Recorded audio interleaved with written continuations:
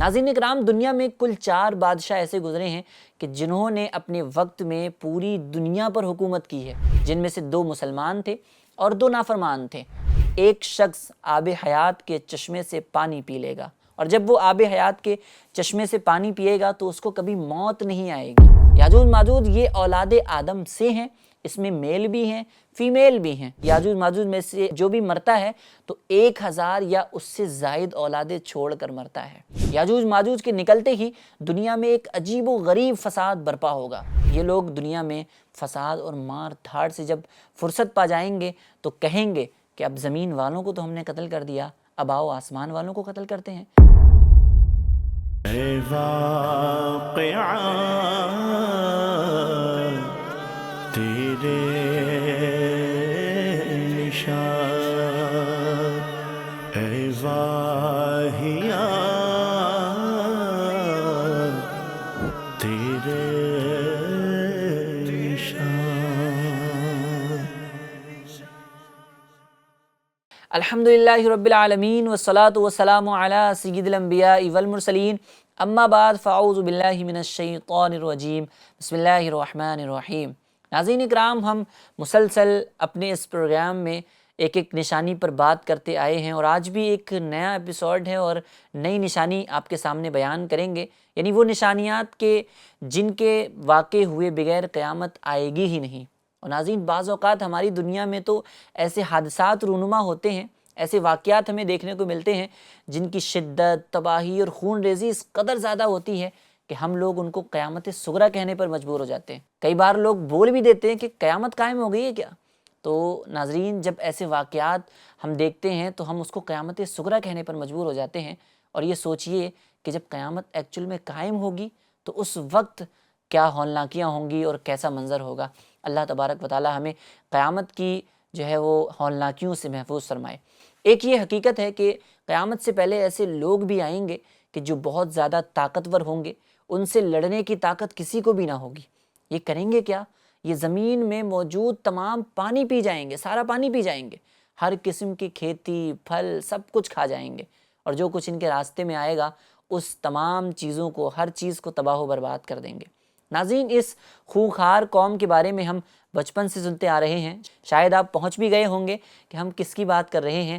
آج کے ایپیسوڈ میں ہم اسی قوم کی بات کر رہے ہیں، یعنی یاجوج اور ماجوج۔ یہ کون ہیں اور یہ کس طریقے سے آئیں گے، اور اس کا ذکر بھی اللہ تبارک و تعالیٰ نے قرآن پاک کی سورہ کہف میں اور سورہ انبیاء میں بھی فرمایا ہے۔ یاجوج ماجوج کون ہیں، یاجوج ماجوج کیسے دکھتے ہیں، یا کہاں رہتے ہیں، اور کب آئیں گے، اور بہت کچھ آج کے اس اسپیشل ایپیسوڈ میں ہم جاننے کی کوشش کریں گے۔ تو آپ سے گزارش ہے کہ آخر تک ہمارے ساتھ اس پروگرام میں شامل رہیں، اور ابھی تک اگر آپ نے ہمارا چینل سبسکرائب نہیں کیا ہے تو اسے بھی سبسکرائب فرما لیں تاکہ آنے والی ویڈیوز آپ تک پہنچتی رہیں۔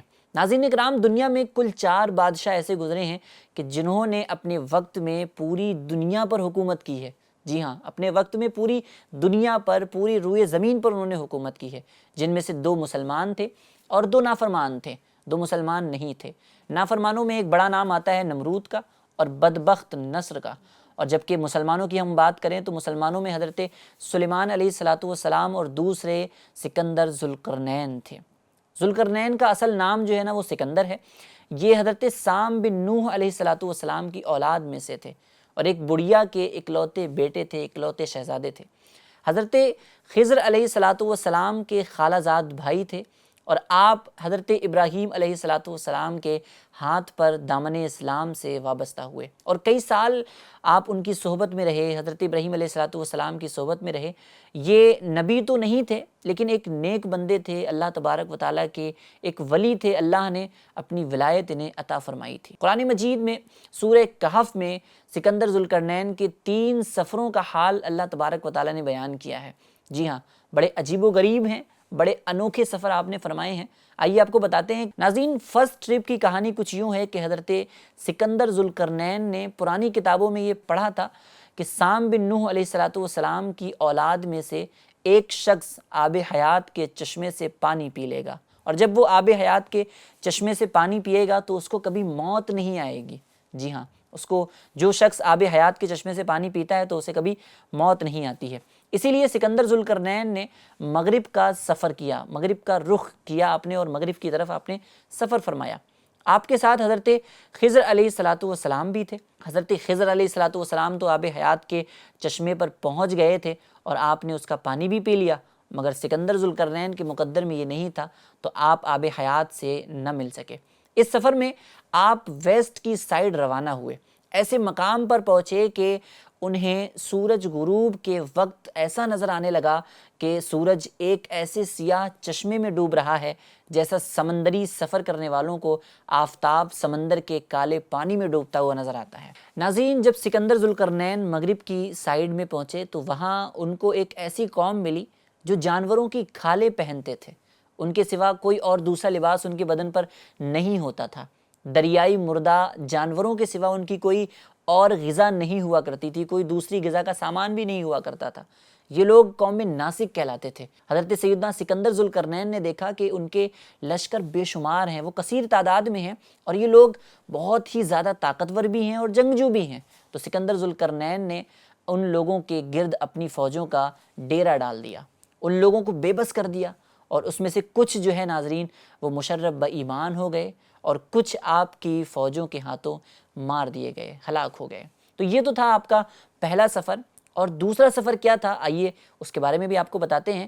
ناظرین، سیکنڈ ٹرپ کے لیے آپ نے ایسٹ کی جانب سفر فرمایا، یہاں تک کہ جب سورج طلوع ہونے کی جگہ پر پہنچے تو یہ دیکھا کہ وہاں ایک ایسی قوم آباد ہے کہ جن کے پاس کوئی عمارت نہیں ہے، کوئی مکانات نہیں ہیں، کوئی رہنے کی جگہ نہیں ہے۔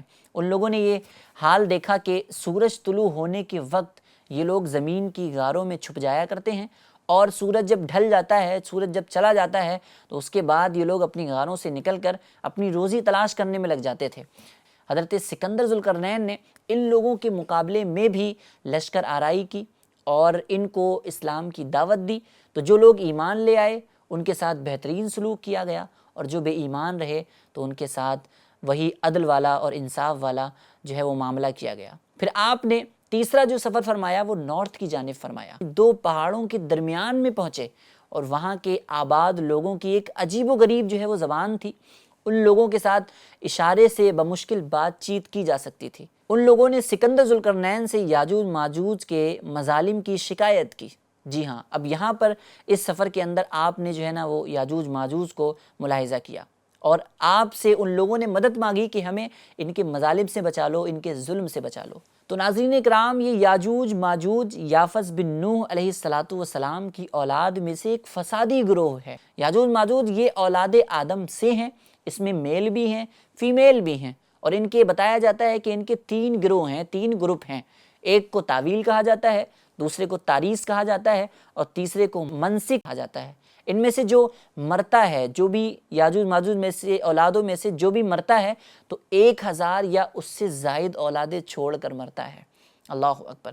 ناظرین اکرام، یہ لوگ ڈینجرس فائٹر اور خونخوار اور بالکل ہی وحشی اور جنگلی قسم کے لوگ ہیں جو جانوروں کی طرح رہتے ہیں، اور اسپرنگ سیزن میں یہ لوگ اپنی غاروں سے نکل کر تمام کھیتیاں، سبزیاں، پھل اور جتنی بھی ہریالی والی چیزیں ہوتی تھیں وہ سب کھا جاتے تھے۔ اللہ اکبر۔ اور جو خشک چیزیں ہوتی تھیں ان کو اپنے ساتھ لاد کر لے جایا کرتے تھے۔ آدمیوں اور جنگلی جانوروں، یہاں تک کہ سانپ، بچھو، گرگٹ اور ہر چھوٹے بڑے جانور کو کھا جاتے تھے۔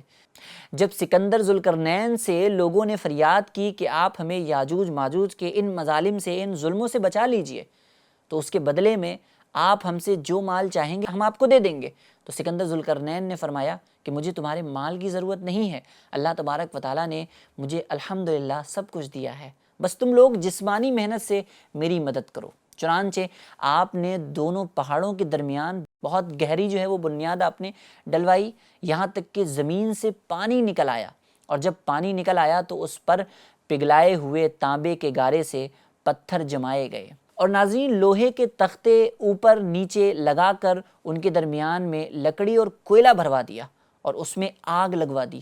جی ہاں، وہ دیوار بنائی گئی اور اس دیوار کے اندر آگ لگا دی گئی۔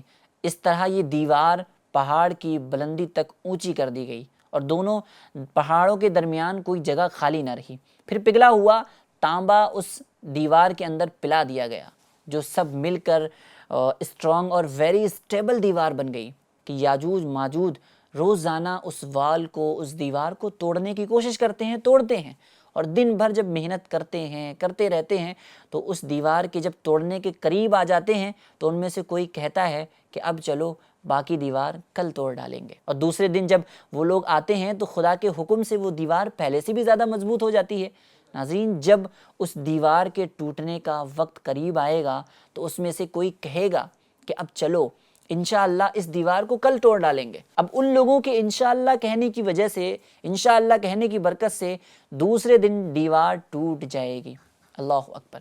اور یہ قیامت قریب ہونے کا وقت ہوگا، کیونکہ حضور صلی اللہ تعالیٰ علیہ وسلم کے فرمان کا مفہوم ہے کہ قیامت قائم نہ ہوگی جب تک یاجوج ماجوج نہ آ جائیں۔ آگے بڑھنے سے پہلے آپ کو بتاتا چلوں کہ یاجوج ماجوج کے نکلنے سے پہلے دنیا کن کن چیزوں سے محروم ہو جائے گی، آخر اس وقت ماحول کیا ہوگا۔ حضرت عبداللہ ابن عباس رضی اللہ تعالیٰ عنہما سے روایت ہے، آپ نے فرمایا کہ اللہ تبارک و تعالیٰ نے 5 نہروں کو جنت سے جاری فرما دیا ہے۔ جی ہاں، وہ 5 نہریں کون کون سی ہیں؟ نمبر 1 سیحون، نمبر 2 جیحون، اور نمبر 3 دریائے دجلہ، اور نمبر 4 نہر فرات، اور نمبر 5 دریائے نیل۔ تو یہ جو 5 نہریں ہیں یہ جنت سے جاری کی گئی ہیں۔ یہ پانچوں ندیاں ایک ہی چشمے سے جاری ہوئی ہیں۔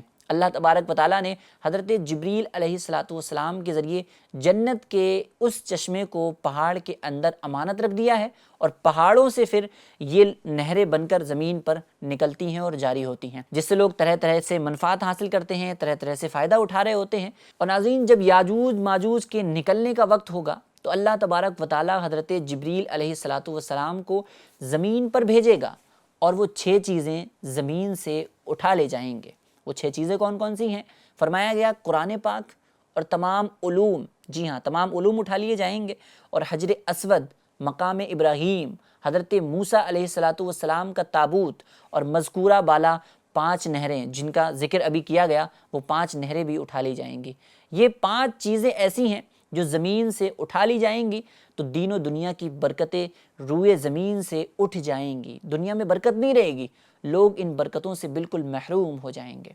ناظرین اکرام، ہو سکتا ہے کہ کسی کے ذہن میں یہ سوال بھی آئے کہ یاجوج ماجوج کیسے دکھیں گے، ان کا چہرہ کیسا ہوگا، ان کی آنکھیں کیسی ہوں گی، ان کے بال کیسے ہوں گے، اور ان کا حلیہ کیسا ہوگا۔ آئیے اس کا جواب دیتے ہیں۔ حدیث شریف میں ہے کہ یاجوج ماجوج چوڑے چہرے والے، چھوٹی آنکھوں والے اور موٹے بالوں والے ہوں گے۔